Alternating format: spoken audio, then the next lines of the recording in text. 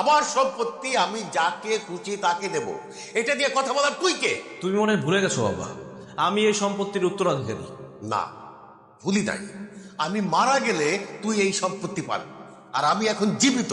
আমি জীবিত অবস্থায় আমার সম্পত্তি আমি যাকে খুশি তাকে দেব, এইটা নিয়ে কোনো কথা বলার দরকার নাই। জুলেখা, এই বিষয় নিয়ে আমি এই বাড়িতে আর কোনো কথা শুনতে চাই না। আমি তো বাইরে গেলাম। তারা ছলে বলে কৌশলে বাবার কাছ থেকে সম্পত্তি লিখে নিয়েছে, এবং এই সম্পত্তি কিভাবে আদায় করতে হয় আমি খুব ভালো করে জানি। আপনি আমাকে বাবা বলবেন না। আপনার মতো ভণ্ড বাটপার লোভী মহিলার মুখে বাবা ডাক মানায় না। বা কি করছি রাশেদ বাবাজি? ও কি করেছেন সেটাই জানেন না? আপনাদের কত বড় সাহস! আপনারা আমার বাবাকে ভুলে ভালিয়ে আমাদের ভিটা বাড়ির সব সম্পত্তি লিখে নিয়েছেন। না বাবা, বিশ্বাস করো, আমরা এটা নিতে চাই নাই। বাবা মা আমাদেরকে লিখে দিচ্ছে। খবরদার, একদম মিথ্যা কথা বলবেন না। আমরা এই বাড়িতে আসার পর থেকে আপনারা যে আমাদেরকে খাতির যত্ন করছেন, রান্না করে দিচ্ছেন, মুখে তুলে খাওয়াচ্ছেন, এসব কিছু নাটক।